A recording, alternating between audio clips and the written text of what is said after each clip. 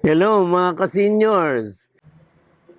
Maraming nagtatanong sa akin. Marami ang nagagalak na ako ay makita sa YouTube. Ngunit may mga tanong that arises tulad ng ano-ano daw ba yung mga bagay na aking natutunan sa pagiging seniors. Maraming bagay, pero first and foremost, ay kailangang marunong kang tumanggap ng mga bagay-bagay o being seniors.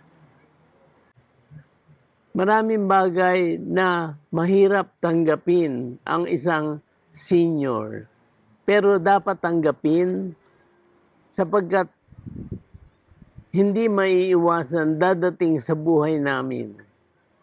Katulad ng ating mga physical conditions, as time goes by, ay nagde-deteriorate din ang ating katawan.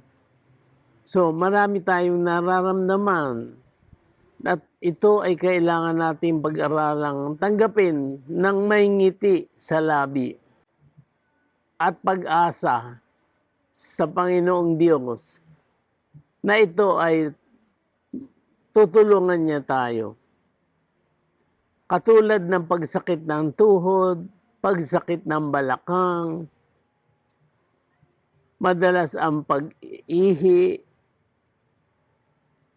mga bagay na hindi natin nararamdaman noong tayo ay normal pa at hindi pa senior.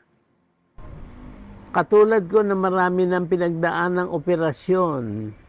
Hindi pa siguro ako nagiging senior, marami na akong nararamdaman sa turo at awa ng ating Panginoon ay nalampasan ko ang bawat isa sa aking mga dinadanas at dumaraan sa buhay ko. Bukod sa pagtanggap ng mga bagay-bagay na dadating sa ating buhay, kailangan din na meron tayong pag-surrender. Kailangan may mga bagay tayong isurrender sa Panginoon upang maging masaya, maging mapanatag, maging mapayapa ang ating buhay. Tulad ng ating mga kahinaan na dating ating ine-enjoy at enjoy na enjoy tayong ginagawa. Dumaan sa buhay natin, sa panahon natin na nagpa-party, halos gabi-gabi nagdi-disco, at very colorful ang aking buhay. Kaya yon ay malaking bagay na isinurrender ko sa Panginoon sa pag-asang ako'y kanyang tutulungan, kukupkupin, at bibigyan pa ng biyaya at mahabang buhay. At lastly, kailangan matuto tayong magtiwala sa Panginoon na tayo ay hindi niya pababayaan sa ating mga natitirang taon sa ating buhay.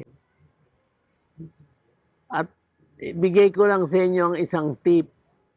Matuto tayong makipagkaibigan at tumawag sa banal na Espiritu. O come, Holy Spirit, and be my guide.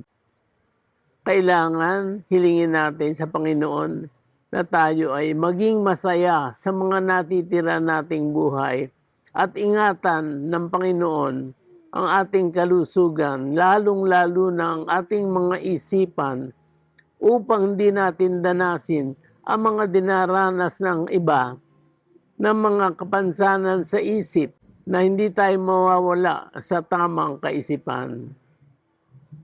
At lastly, hinihiling ko po sana sa Panginoon na sana ay gabayan ako sa aking journey, lalo na sa aking kalusugan.